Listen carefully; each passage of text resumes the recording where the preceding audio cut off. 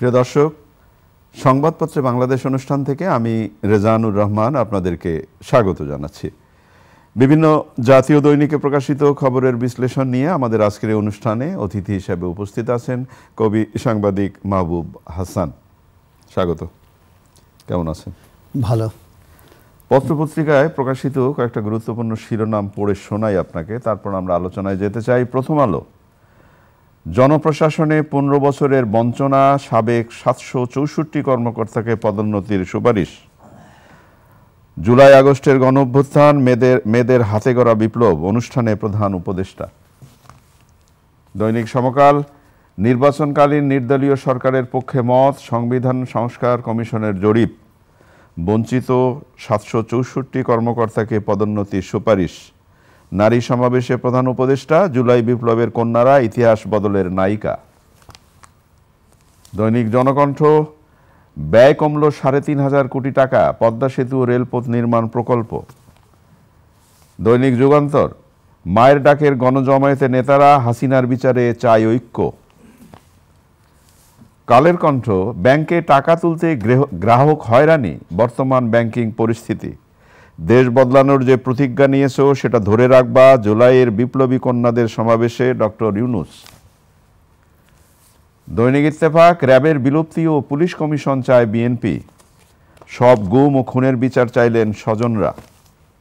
বাংলাদেশ প্রতিদিন, মামলামুক্ত হতে আর কত অপেক্ষা, খালেদা জিয়ার বিরুদ্ধে ৭ ও তারেক রহমানের বিরুদ্ধে এখনো ৩০টি মামলা। মানবজমিন, বিদেশে পাসপোর্টের জন্য হাহাকার, বাবাকে নিয়ে হাজারো প্রশ্ন ছোট্ট শিশুটির। উধাও হওয়া তেল, ভোজ্য তেল বাজারে ফিরেছে। যায় দিন, মোমেনের নেতৃত্বে নতুন দুদক কমিশন গঠন। খবরের কাগজ, ৩০০ আসনে জামায়াতের প্রার্থী চূড়ান্ত। দেশ রূপান্তর, সরকারি চাকরিতে সরকারি উদাসীন। দৈনিক সমকাল, বাণিজ্যের পথ মসৃণ হচ্ছে, আওয়ামী লীগের বিচার করার জোর দাবি। কালবেলা, ছোট লোভ সামলাতে পারেনি সাবেক মুখ্য সচিব তোফাজ্জল মিয়া। আজকের পত্রিকা, ৫ প্রকল্পেই খরচ বাড়ে ৫৬,০০০ কোটি টাকা, ফেসিবাদীদের বিচারে ঐক্যের বিকল্প নাই, গণজমায়েতে বক্তারা।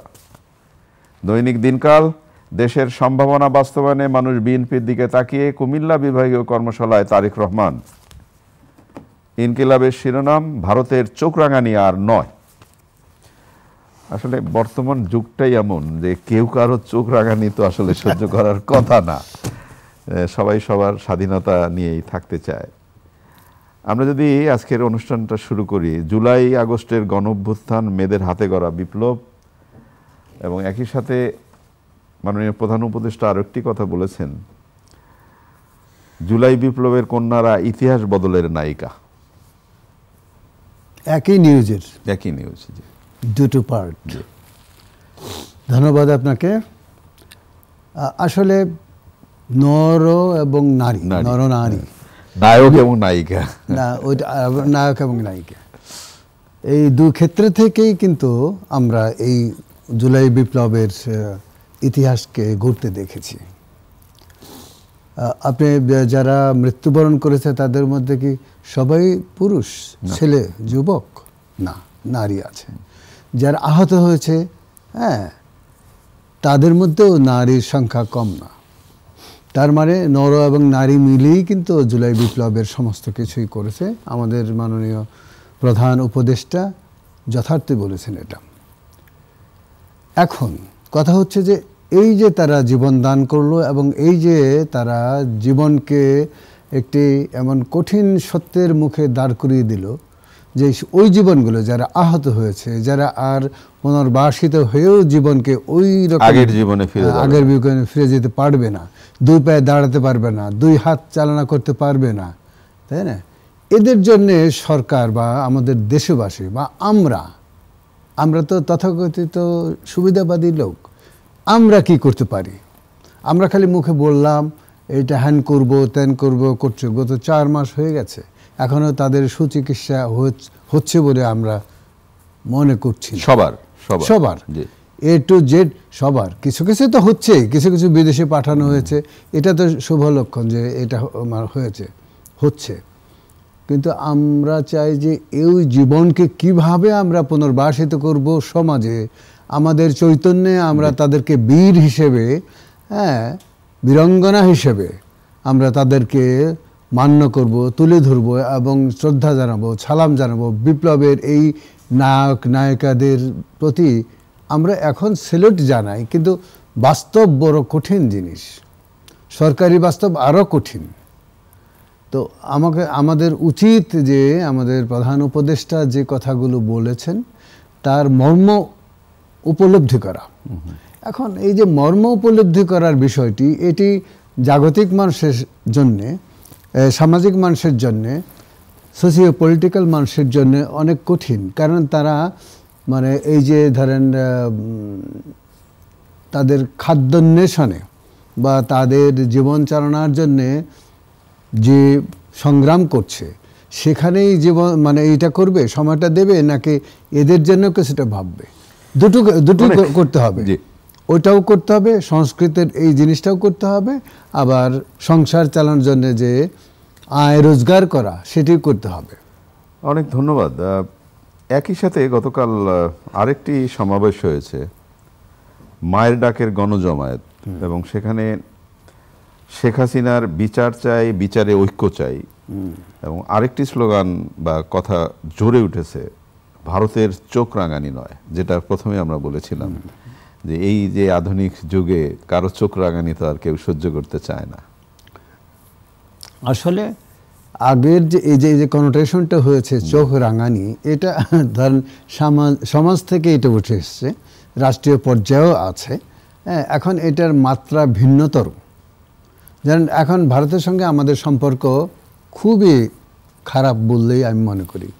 কারণ তাদের কিছু লোক উগ্র, বোঝাই যায় উগ্র হিন্দুত্ববাদী, তারা আমাদের হাই কমিশনের, সহকারী হাই কমিশনের অফিসে কি বলে ভাঙচুর করেছে, আমাদের জাতীয় পতাকা তারা দিল্লি অভিমুখে ভারতীয় বাংলাদেশের কমিশনে তারা সেখানেও মিছিল নিয়ে গেছে, তারা হ্যাঁ মিছিল নিয়ে গেছে তারা। এই যে তাতে ভারত সরকারের কি পদক্ষেপ, এই যে যারা উগ্রবাদীদের বিরুদ্ধে তাদের কি পদক্ষেপ? আমরা তো দেখিনি যে কোনো উগ্রবাদীকে ভারত সরকার বন্দি করেছে, আটকায়নি, তাই না?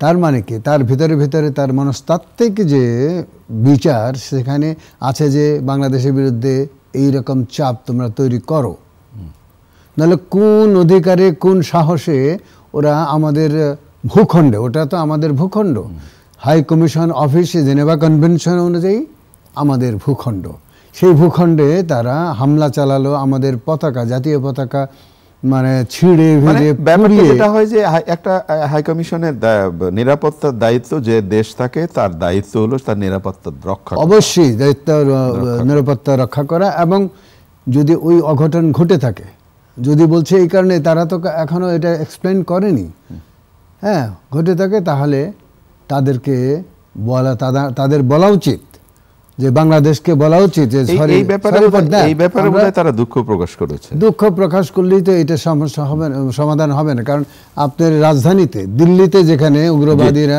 আপনার মিছিল নিয়ে গেছে, এখন কি এটা কি এক ধরনের উস্কানি নয়? বাংলাদেশ ছোট রাষ্ট্র, কিন্তু বাংলাদেশ ছোট রাষ্ট্র হলেও, না আপনি কেন ছোট রাষ্ট্র বলবেন? না ছোট রাষ্ট্র আয়তনের দিক থেকে ছোট, আমার দেশ আমার কাছে অনেক বড়, অনেক বড়, প্রত্যেকেরই দেশ প্রত্যেকের কাছে বড়, কিন্তু আমাদের উপরে হুমকি চালাবেন এটা হতে পারবে না। আবার বলছে যে আমরা চিকেন নেক ধরে চিপে দেব এবং তারা এইসব আসলে উস্কানিমূলক কথাবার্তা, উস্কানি। এবং আবার ওরাও বলেছে যে আপনাদেরও চিকেন নেক আছে, আমরা সেটাও কেটে দিতে পারি। তার মানে কি মূল না, এটা শেষ করি তাহলে। মূল বিষয়টা হলো যে কথাটা আমরা সামাজিক যোগাযোগ মাধ্যমে শুনেছি বা দেখেছি, বা ম্যাপে দেখিয়েছে যে পুরো কি বলে চট্টগ্রাম বিভাগটাকে তারা বিচ্ছিন্ন করে নিয়ে যেতে চায়, তাদের সুবিধা। এত সহজ নাকি? না, তো সহজ না, সেটা আপনার সিদ্ধান্ত, কিন্তু তারা মানসিকভাবে এটাই চায় যে বাংলাদেশ প্রধানত থাকুক।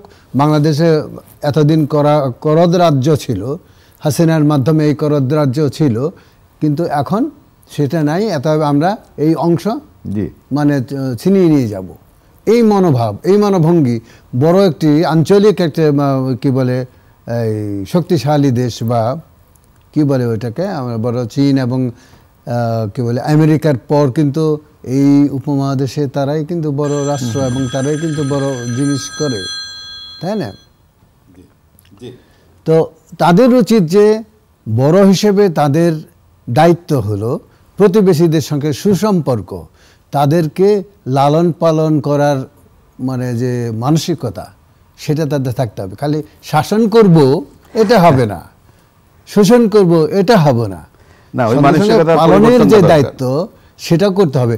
সার্কের ভিতর দিয়ে আমরা একটা চৈতন্যকে উঠতে দেখেছিলাম, কিন্তু এই ভারতের কারণে কিন্তু সার্ক মিসমার হয়ে গেছে, মিসমার হয়ে গেছে, এটাই বলবো। সেইভাবে আর ফাংশন করছে না, ফাংশনই করছে না, ফাংশন করতে দিচ্ছে না। অথচ এই বৈরিতার কারণে কিন্তু ভারত মালদ্বীপের কাছে খারাপ, শ্রীলঙ্কার কাছে খারাপ, নেপালের কাছে খারাপ, ভুটানের কাছেও খারাপ। তাই তো বন্ধুহীন, বন্ধুহীন তারা, বন্ধুহীন। তাতে আসছে না কিছু, কারণ হলো যে সে বিশাল দেশ, বিশাল তার বপু, বিশাল তার শক্তি, সামরিক শক্তি এবং জনশক্তি। আমরা তাদেরকে অবশ্যই বন্ধু বলে মনে করি এবং সবচেয়ে ভালো একটি কাছের বন্ধু হিসেবে মনে করি, কারণ 71 সনে তারা আমাদের জন্য অনেক কিছু করেছে। এই যে আপনি 71 সাল প্রসঙ্গ তুললেন, মহান স্বাধীনতা আন্দোলনের সময়কাল, অবশ্যই আমি জানি না এই আলোচনাটি, আমি এখন যে প্রসঙ্গটি তুলব সেই প্রসঙ্গটি কে কিভাবে নেবেন। জয় বাংলা কি শুধুই আওয়ামী লীগের স্লোগান ছিল ওই সময়? ওই সময় অবশ্যই ছিল না, দেশের মানুষের স্লোগান ছিল। জি, এখন আমরা এটা বঙ্গবন্ধু তখন দেশের সম্পদ হিসেবে তাকে আমরা গ্রহণ করেছি, জয় বাংলাও আমরা তখন গ্রহণ করেছি। কিন্তু মুশকিল হলো আওয়ামী লীগ ক্ষমতায় আসার পরে কিন্তু জয় বাংলা নিজেদের স্লোগান বলে মানে এই করলো, করায়ত্ত করলো। বঙ্গবন্ধুকেও দেশবাসীর অন্য চিন্তার মানুষকে, অন্য ভাবনার মানুষকে, অন্য সংস্কৃতির মানুষকে বা অন্য রাজনৈতিক দলের থেকে ছিনিয়ে নিয়ে তাদের নেতা হিসেবে তৈরি করলো, যার জন্য উনি আস্তে আস্তে আস্তে আস্তে জনবিচ্ছিন্ন হয়ে গেলেন। উনি হলেন, আওয়ামী লীগও হলো। আপনার কি মনে আছে? এটা মনে থাকার কথা, 75-এ নৃশংসভাবে তাকে এবং তার পরিবারকে হত্যা করার পরে এই দেশের ম্যাক্সিমাম মানুষ আনন্দ করেছে, মিষ্টি বিতরণ করেছে। এর চেয়ে দুর্ভাগ্যজনক আর কিছু হতে পারে না। যার নামে দেশটা স্বাধীন করেছে আমরা, যুদ্ধ করেছে আমরা, জীবন দিয়েছে আমরা, 30 লক্ষ মানুষ করেছে, কিন্তু তারপরে তার এইরকম অধপতন আমরা কামনা করিনি। আমরা চেয়েছিলাম গণতন্ত্র, উনি এটাকে নস্যাৎ করে দিয়ে বাকশাল তৈরি করলেন এবং একনায়কত্ব মানে তৈরি করলেন। এটা মানুষের অধিকার হরণের শামিল। তিনি সংবিধানের মধ্যে লিখেছেন যে এই দেশ হলো জনগণের দেশ, জনগণের মালিক, কিন্তু সমস্ত মালিকানা তিনি গ্রহণ করে নিলেন। এটা তো অন্যায়। আপনার কথা বলার অধিকারকে যিনি মানে ক্ষুণ্ণ করেছেন, তিনি জাতির সেই সেরা মানুষটি থাকেন কেমন করে? যার জন্যে ওই উল্লাস কিন্তু এই কারণেই হয়েছে।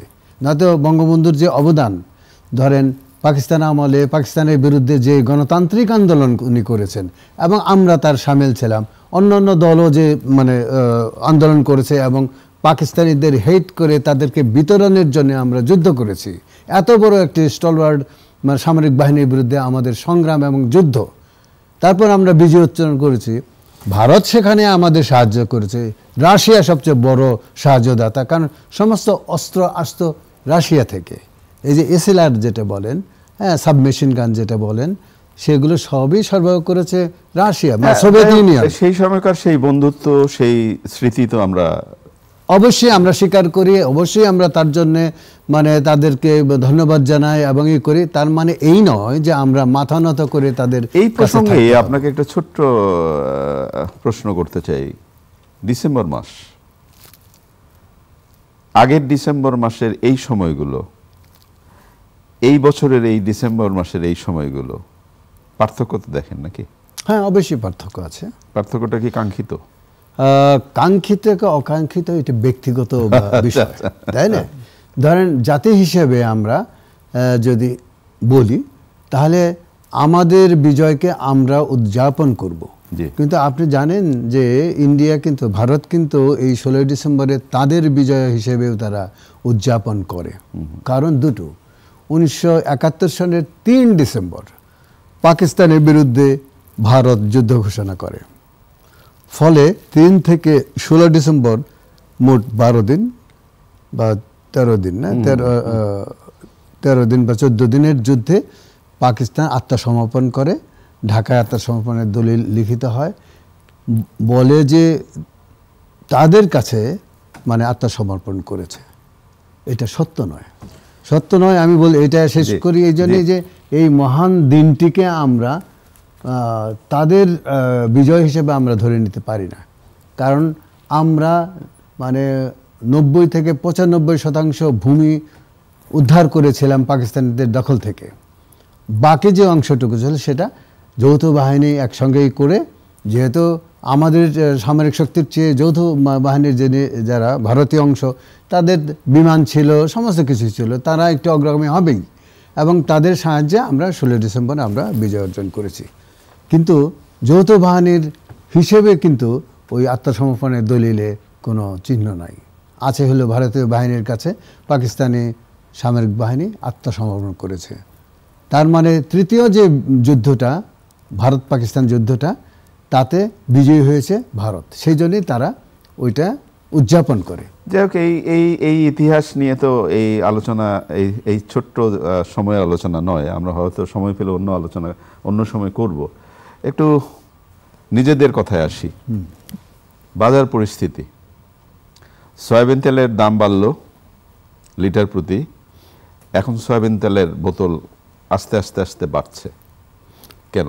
আস্তে আস্তে বাড়ছে এটা বলবেন না। আমি এর মধ্যে ধরেন হাসিনা সরকারের সময় যেভাবে টিপু মুন্সি অথবা টিটু যেভাবে মানে বাজার নিয়ন্ত্রণের কথা বাণিজ্য মন্ত্রণালয়ের যে কাজগুলো করেছে, ঠিক এই সময় বসির উদ্দিনও সেই কাজটাই করছেন।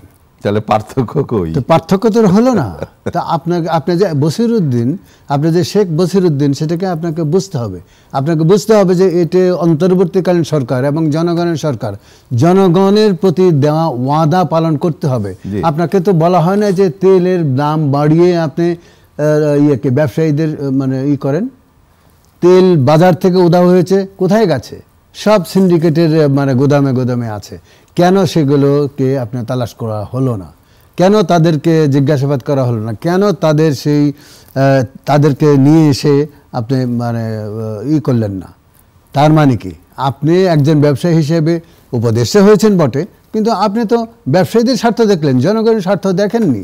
এই সরকারের যে ওয়াদা জনগণের প্রতি, সেই ওয়াদা তো আপনি রক্ষা করলেন না। তার মানে আপনার ভিতরে ভেজাল আছে। আপনি ব্যবসায়ী হিসেবে ব্যবসায়ীদের সুবিধাটা দিয়েছেন, জনগণের সুবিধা দেখেন। এই এত কাঙ্ক্ষিত একটি সরকারের সাথে ভেজাল একজন মানুষ কাজ করছে। শুধু উনি একা তো না, আরো ভেজাল ভরা আছে ওখানে। আচ্ছা আচ্ছা, মূল ভেজাল যে গণ আন্দোলন হলো, যে গণ বিপ্লব হলো, যে গণ অভ্যুত্থান হলো, তার যে সামাজিক, রাজনৈতিক, সাংস্কৃতিক এবং চৈতন্যগতভাবে তারা কি চেয়েছিল? গণতন্ত্র পুনঃপ্রতিষ্ঠা, ফ্যাসিস্ট সরকারকে বিতরণ করে বৈষম্যের অবসান, সেখানে বৈষম্যহীন একটি সরকারি ব্যবস্থা কায়েম করার। কিন্তু সেটা তো এরা এখন করতে পারছে না, এখন করছে না, এত কম সময় সম্ভব না। আবার এটার সূচনাটা খারাপ হয়নি, আমি মনে করি খারাপ হয়নি, কিন্তু এটা একটা লং প্রসেস, সংস্কার লং প্রসেস। এটা করতে গেলে এই মানে যদি বলেন আপনারা তথাকথিত অনির্বাচিত সরকার, আমি এটা বিবেচনা করি না এই কারণে যে যারা গণ অভ্যুত্থানের ভিতর দিয়ে ক্ষমতা আসে, তারা জনগণের দ্বারা নির্বাচিত বলেই তারা ক্ষমতায় এসছে। অনেক ধন্যবাদ। একেবারে শেষের দিকে 1 মিনিটে, ঢাকা শহর বিশ্বের এখন সবচেয়ে আবহাওয়াজনিত কারণে দূষিত শহর, এবং ঢাকার বাইরে গেলে মাস্ক পরার পরামর্শ দিয়েছে বিশেষজ্ঞরা। মানে ঘরের বাইরে গেলে, ঘরের বাইরে গেলে, হ্যাঁ, সেই ঢাকার বাইরে গেলে তো আপনি ফ্রেশ এয়ার পাবেন। এখন ঘরের বাইরে গেলে ফ্রেশ এয়ার পাবেন, এত কোনো সমস্যা নেই। আপনি ঘরের বাইরে গেলে, ঢাকা শহরে যারা বাসিন্দা তারা ঘরের বাইরে গেলে অবশ্যই মাস্ক পরেন, সেটাই বেটার। কারণ বাতাসে ঘুরছে মানে অনেক পার্টিকলসের গুঁড়া, এমন সূক্ষ্ম। না, আপনাকে যে জন্য যে প্রশ্নটা করেছিলাম, দূষিত তো আর এমনি হলো না, না, এটা তো আছে, একদিনের বিষয় না। আমরা এটাকে আমরা দিনে দিনে এই সব মানে এইটা করেছি। আমরা কারা? আমরা সরকারগুলো, আমরা জনসেবা যারা নিয়োজিত তারা, আমাদের সিটি কর্পোরেশনগুলো এই শহরের নর্দমাগুলো পরিষ্কার করতে পারে না। তাহলে কেন লাখ লাখ টাকা নেন আমাদের কাছ থেকে? অনেক ধন্যবাদ, অনেক ধন্যবাদ। প্রিয় দর্শক, আমরা শেষে যে আলোচনাটি করলাম বিশুদ্ধ বাতাস এবং বাতাসের দূষিত বিষয়গুলো সবচেয়ে বেশি ঢাকা শহরে আমরা যারা বসবাস করি তারা ফেস করছি। দূষিত বাতাস কতটা ক্ষতিকর সেটা হয়তো এখন বুঝছি না। মানুষের শ্বাস প্রশ্বাসের ভেতরে যে বাতাস ঢুকছে, যে অনুষঙ্গগুলো, যে উপসর্গগুলো পরবর্তীতে দেখা দেবে, তখন হয়তো আমরা হাহাকার করব, কিন্তু করার কিছুই থাকবে না। সচেতন হওয়ার একটাই সময়। ভালো থাকবেন। আগামীকাল নিশ্চয়ই এই সময় আবার কথা হবে। খোদা হাফেজ।